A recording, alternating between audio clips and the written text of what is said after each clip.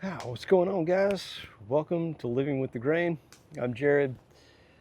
I was going to try something a little bit more dramatic. Sit by the fire pit. Couldn't figure out how to hit the record button from like 10 feet away. So it's like, okay, that was a little short sighted. Um, but things you see behind me are actually some of the scraps of wood that I'm working with for some of my projects. A lot of them are just going to be going away. The type of wood I chose for those are just not good woodworking quality. But I didn't know. I didn't know, and I was just trying with the product I had available to me at the time. Kind of same thing with this. I'm just seeing what works, and sometimes an idea is like, hey, sounds good, it seems good. And then we try it and we realize that's not a good idea due to logistics of pressing the record button, or if we got a remote. The remote I have only changes the audio up and down, so I was disappointed about that. Live and learn is what it is. However, topic of today is basically time blocking, and that, guess what? There's really not a work-life balance. It is imbalanced. If we're trying to do something for ourselves, create something, have a job, because we still need to pay bills, we have obligations financially, especially if we're in a relationship, yeah, that's not how it works. There's a very imbalance of getting started, at least. This is where I'm at, getting started. So life is very imbalanced. The things that I've sacrificed this week is I haven't gone to the gym once, and that's a big thing for my mental factor. So I've had to work through that in other ways. That's been its own challenge because I want to show up. I want to show up and I want to do this. So after these 7 videos, I learned a lot. I'm going to back off in the sense of there's certain non-negotiables that I have to have in my life. The gym is one of them. It's got to be about 4 days a week, maybe about an hour a day during those 4 days. I have a very stressful job, and I think anyone that has a stressful job should hit the gym. It helps. It helps me. Time blocking is the other thing. It's a lot easier said than done.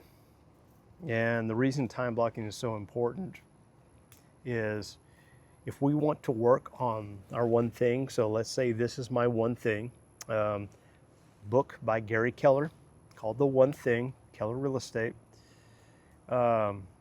is the one thing. Finding out how to make the time for your most important thing. I would really like to do this in the morning. I'm pretty shot by the end of the day. I'm tired. My mental capacity is usually pretty limited. Willpower has been pretty drained by that point too. So I would prefer to do it in the morning. However, I get up at 5. Worked on getting up at 4 for a couple of weeks, and it just doesn't mesh. So going back to the time blocking, the way I started is I need 8 hours of sleep. Just do it. Just say, this is what I need. I need my 8 hours. So I said, okay, I have to be up at 5 o'clock. I need to be in bed by 9. Non-negotiable. Have to do that. Okay. On, let's say, Tuesday, Thursday, I hit the gym. That way I have Monday, Wednesday, Friday. I kind of get home in a reasonable time to spend more time with my wife. So there's a little bit of a wiggle room and balance there. However, on those days, I get home at 7 on Tuesday, Thursday. So 5 a.m. to 7 p.m. Now I'm working on shooting videos. I'm working on doing woodworking.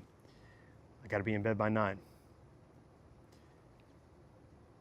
That's 2 hours. I still have to shower. I have to eat.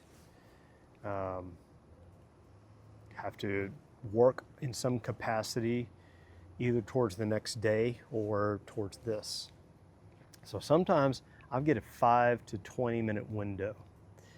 Now, what time blocking does for me in the sense of if I only have this much time, and yes, I'm tired, is what is the most important thing, the one thing I can do to move that needle forward. Sometimes it's just working on the script for the next day. If I get a break during lunch, during my work day, if I'm not just exhausted and needing to take a nap for 20 minutes, it's work on the script, work on what's going to translate for the topic. So yesterday I gave it away that it was going to be time blocking. No big deal. We can time block all we want, but the reality is, again, for me, maybe some other people that are further along, they have a little bit better work-life balance. You have to go into it, or I have to go into it full-heartedly. I have to devote the time, the learning curve, all these things necessary to kind of get something running.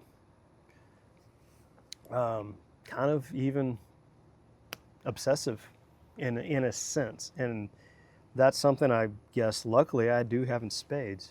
Anything I become interested in, music, basketball, anything I become interested in, even this stuff, I start to obsess about, which is good because that's helping my learning curve. The other thing I'm working on is, like I said, getting a coach this time around. Usually I've never had a coach, but working with someone to shorten my learning curve. And hopefully that time blocking will become better as far as what I want to do in my life. But right now it's about creating something. And it's about putting food on the table. I mean, that's my day job, putting food on the table, paying bills. It's about creating something that I want to be able to help people and share, like I said, my life purpose with, the joy that I have with you, and help hopefully bring joy into your life somehow. But yeah, I mean, that's just some simple realities. Time blocking is a major factor. If you want to move your needle into something, if you want to move the needle in your life of 0 gas to I'm pushing on the gas and I'm moving now, and you're somewhere here and you need to be here, time blocking has been one of my biggest advocates, my biggest attributes that I learned. Now, I did it with what worked in my schedule. Sleep first. Wife is very important. I need the gym. So there's non-negotiables. Got to figure that out. I negotiated it this week alone to accomplish the goal of 7 videos, 7 days. After that, it's back to my non-negotiables. However, I'm going to still work on time blocking this. The reality is, you got to be obsessive. You got to, maybe obsessive is a little strong of a word, but you got to dig in. You got to dig in and put yourself into it. If you're not committed to it, it's not happening, man. It's not happening. Now, yes, these channels are new. I really don't know what's going to happen with them, but I believe, like I kind of already have like this idea, this concept, this in my head way down the road. I know what it looks like, or I'm getting a better picture of what it looks like. So you guys are just catching up with it. And all I can do is share along the way and ask for help, ask for feedback from guys that have been there, and say, hey, if you do this, this helps XYZ. And that's what I want to do too.